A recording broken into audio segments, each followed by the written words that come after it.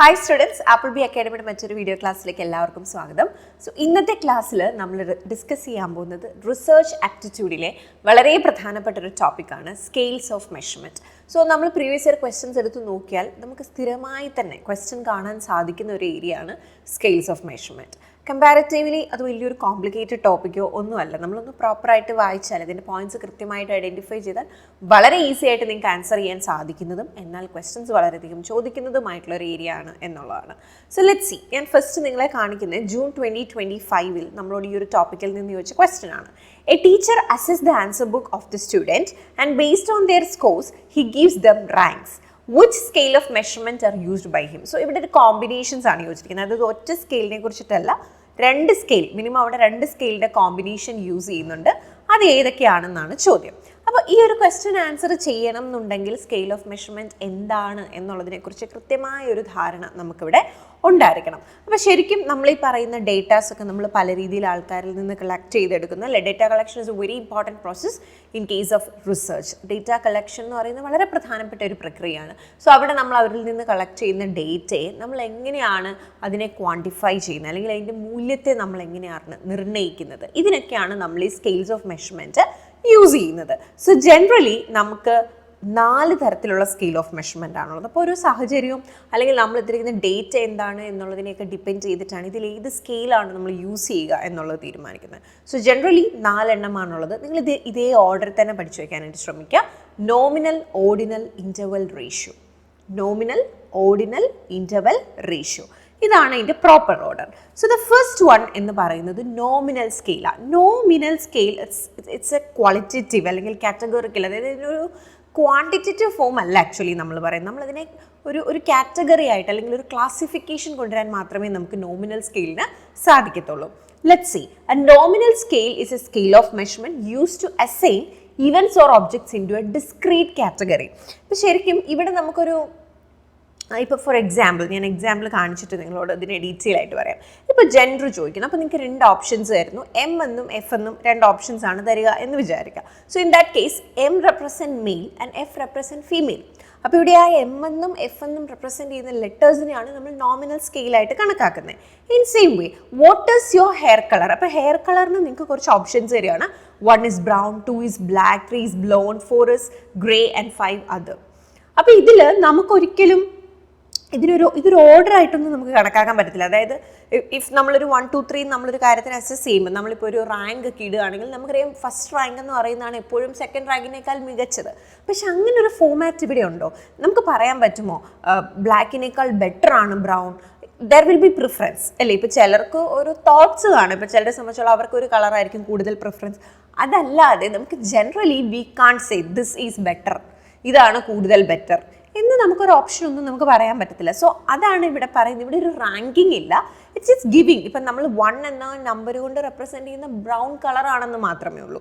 അതല്ലാതെ അത് തമ്മിലൊരു കണക്ഷനോ റിലേഷനോ ഒന്നുമില്ല. ജസ്റ്റ് 1 എന്നാണ് എഴുതിയിരിക്കുന്നതെങ്കിൽ അതിവിടെ ഉദ്ദേശിക്കുന്നത് ബ്രൗൺ.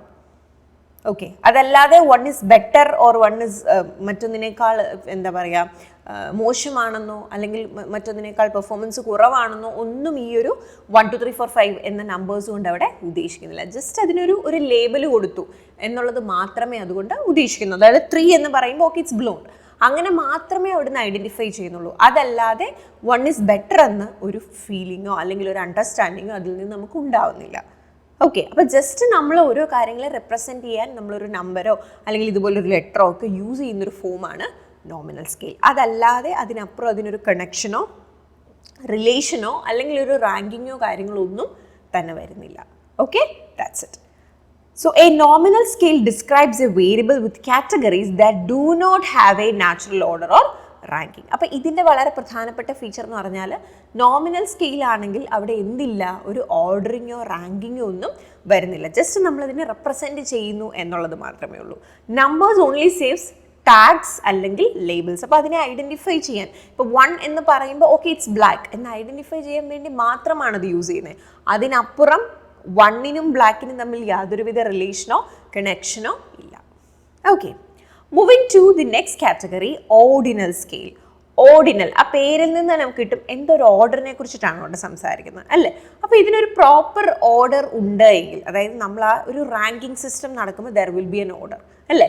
സോ അതിനെയാണ് നമ്മൾ ഓർഡിനൽ സ്കെയിൽ എന്ന് പറയുന്നത്. അപ്പോൾ നോമിനൽ സ്കെയിലിൻ്റെ ഫീച്ചറും ഉണ്ട്, പ്ലസ് അതിൻ്റെ കൂടെ റാങ്കിങ്ങും കൂടി വരുമ്പോഴാണ് ഓർഡിനൽ സ്കെയിൽ ആകുന്നത്. അതായത് അതിനെ നമ്മൾ റെപ്രസെൻറ്റ് ചെയ്യുന്നു ഏതെങ്കിലും ഒരു ഫോമിൽ, ആൻഡ് അതിനൊരു സീക്വൻഷ്യലി ഒരു ഓർഡർ കൂടി നമുക്ക് ക്രിയേറ്റ് ചെയ്യാൻ പറ്റുന്നുണ്ടെങ്കിൽ then it is called ordinal scale. Okay, so it is used to measure qualitative. ഇതും ക്വാളിറ്റേറ്റീവ് കൺസെപ്റ്റുകളെ നമ്മൾ മെഷർ ചെയ്യാൻ വേണ്ടിയിട്ട് ഉപയോഗിക്കുന്നതാണ്. അപ്പോൾ നമ്മളിപ്പോൾ പലപ്പോഴും റിസർച്ചുകളിലൊക്കെ ഉപയോഗിക്കുന്ന ഒരു ടെക്നിക്ക് അല്ലെങ്കിൽ വളരെ പ്രധാനമായും യൂസ് ചെയ്യുന്ന ഒരു സ്കെയിലാണ്. അല്ലെങ്കിൽ നിങ്ങളിപ്പോൾ ഒരു കടയിൽ പോയി ഒരു സാധനം പർച്ചേസ് ചെയ്യുന്നു, അവർ നിങ്ങളോട് നിങ്ങളുടെ കസ്റ്റമർ ഫീഡ്ബാക്ക് എടുക്കുന്നു. അപ്പോൾ അവർ തരുന്ന ഒരു ചാർട്ട് അല്ലെങ്കിൽ മേ ബി ഒരു എന്താ പറയുക ഒരു ഗൂഗിൾ ഫോം സംഭവം എന്തെങ്കിലും ആയിക്കോട്ടെ. സോ അതിൽ നമ്മളോട് ചോദിക്കുകയാണെങ്കിൽ നിങ്ങൾ സാറ്റിസ്ഫൈഡ് ആണോ? അപ്പോൾ അതിൽ തന്നെ പല പല കോളംസ് കാണും. മേ ബി ഇപ്പോൾ ഇവിടെ ഇതിൽ കാണുന്നതിൽ നോക്കി very unsatisfied, 2 somewhat unsatisfied, 3 neutral, 4 somewhat satisfied and 5 very satisfied. അപ്പോൾ ഇവിടെ നോക്കുകയാണെങ്കിൽ നമുക്ക് പറയാം 1 is better, 1ഉം 2നെയും തമ്മിൽ കമ്പയർ ചെയ്യുമ്പം 1നേക്കാൾ ബെറ്റർ ആണ് 2. അതായത് ഒട്ടും എനിക്ക് ഭയങ്കര അൺസാറ്റിസ്ഫാക്ഷൻ ഉണ്ട് എന്ന് പറയുന്ന പോലെയും ഭേദമല്ലേ കുറച്ച് അൺസാറ്റിസ്ഫൈഡ് ആണെന്ന് പറയുന്നത്. And when comes to 5 is very satisfied. So ഇതിനൊരു ഓർഡർ ഉണ്ട് അല്ലേ? ഇപ്പോൾ 1 എന്ന നമ്പർ തന്നെയാണ് നമ്മളിവിടെ ഇട്ട് കൊടുക്കുന്നത്. അപ്പോൾ 1നും വെരി ഡിസാറ്റിസ്ഫൈഡ് എന്നുള്ള ടേമിനും തമ്മിൽ കണക്ഷൻ ഉണ്ടോ എന്ന് വെച്ചാൽ ദർ ഇസ് നോ കണക്ഷൻ. പക്ഷെ നമ്മൾ അങ്ങനെ ഒരു കണക്ഷൻ ഉണ്ടാക്കാൻ ശ്രമിക്കുകയാണ് അല്ലേ? അതായത് 1 എന്നതുകൊണ്ട് നമ്മൾ ഇന്നതാണ് ഉദ്ദേശിക്കുന്നതെന്ന് നമ്മളിവിടെ റെപ്രസെൻറ്റ് ചെയ്യുകയാണ്. So that is a part of എന്താണ് അങ്ങനെ നമ്മൾ ചെയ്യുന്ന എവിടെയാണ്? നമ്മുടെ ഫസ്റ്റ് സ്കെയിലായിരുന്നു, ദാറ്റ് ഈസ് നോമിനൽ സ്കെയിൽ. പക്ഷേ ഇവിടെയുള്ള ഡിഫറൻസ് എന്താണെന്ന് നോക്കിക്കേ, ഈ 1 2 3 4 5 എന്ന് പറയുന്നതിനൊരു ഓർഡർ ഉണ്ട്. അതെവിടെ ഇല്ലായിരുന്നു? നോമിനൽ ഇല്ലായിരുന്നു. ഇപ്പം നോമിനൽ പോലെ തന്നെ നമ്മൾ ഇതിനൊരു ടാഗ് അല്ലെങ്കിൽ ഒരു ലേബൽ കൊടുക്കുന്നുണ്ട്. 1 very satisfied, 2 somewhat unsatisfied, 3 neutral, 4 somewhat satisfied and 5 very satisfied. So which is similar to nominal scale. പക്ഷേ അതിന് അഡീഷണലി നമ്മളിവിടെ വന്നിരിക്കുന്ന ഒരു വ്യത്യാസം എന്താണ്? ഇതിനൊരു ഓർഡർ ഉണ്ടെന്നുള്ളതാണ്. അതായത് നമ്മൾ പറയുമ്പോൾ നമുക്ക് പറയാം 1നേക്കാൾ വളരെ ബെറ്റർ ആണ് 5 അല്ലേ? അല്ലെങ്കിൽ 1നേക്കാൾ ബെറ്റർ ആണ് 2, 2നേക്കാൾ ബെറ്റർ ആണ് 3, അതിലും ബെറ്റർ ആണ് 4, അതിലും ബെറ്റർ ആണ് 5. So there is an order. ആ 1 2 3 4 5 എന്നതിനൊരു പ്രോപ്പർ ഓർഡർ നമ്മൾ ഉദ്ദേശിക്കുന്നുണ്ട്. That's A difference between nominal and ordinal. Clear? Okay. Now it is interval scale. Interval scale എന്ന് പറയുമ്പോൾ എന്താണെന്ന് നോക്കിക്കേ, which is used for variables involving quantity which can be categorized, ranked as well as can be expressed in increments with non-measurable, consistent and equal intervals. നമ്മളിപ്പോൾ നോമിനലും ഓർഡിനലിലും discuss ചെയ്ത properties എല്ലാം interval സ്കെയിലിൽ വരും. അതിന് അഡീഷണലി എന്താ വരുന്നത്? There will be an equal intervals അല്ലേ? അവർക്കിടയിൽ ഒരു ഈക്വലി നമുക്ക് എക്സ്പ്രസ് ചെയ്യാൻ സാധിക്കുന്ന ഒരു കോൺസ്റ്റൻ്റ് ആയിട്ടുള്ള വാല്യൂസ് ഇൻ ബിറ്റ്വീൻ ഉണ്ടായിരിക്കും എന്നുള്ളതാണ്. സോ ലെറ്റ്സ് സീ, ഇവിടെ നോക്കിക്കേ, നമ്മളൊരു ടെമ്പറേച്ചറിൻ്റെ മെഷർമെൻറ്റ് പറയാം. ഇപ്പോൾ ഫാരൻഹീറ്റിലായിരുന്നെങ്കിലും സെൽഷ്യസ് ആണെങ്കിലും ഒക്കെ നമുക്കറിയാം ഇവർക്കിടയിലെ ഗ്യാപ്പ് അല്ലേ? ഇപ്പോൾ 20 ഡിഗ്രി ടു 40 ഡിഗ്രി എന്നിടയിലുള്ള ആ ഒരു number of lines which is same to 40 to 60 അല്ലേ? അതിനിടയിൽ അതേ ലൈൻ തന്നെയല്ലേ? നമ്മളിപ്പോൾ ഒരു സ്കെയിൽ എടുക്കുകയാണെങ്കിൽ 0 to 1, 1 to 2 ഇതിനിടയിലെ സ്കെയിൽസ് എന്ന് പറയുന്നത് സെയിം. അപ്പോൾ ഇവർക്കിടയിലെ ഇൻ്റർവെൽ എന്ന് പറയുന്നത് എന്താണ്? സെയിം ആണ്. And you can see it's keep on increasing അല്ലേ? അവിടെ ഒരു ഇൻക്രീസിങ് ഡിക്രീസിങ് ഇഫക്റ്റ് വരുന്നുണ്ട് അല്ലേ?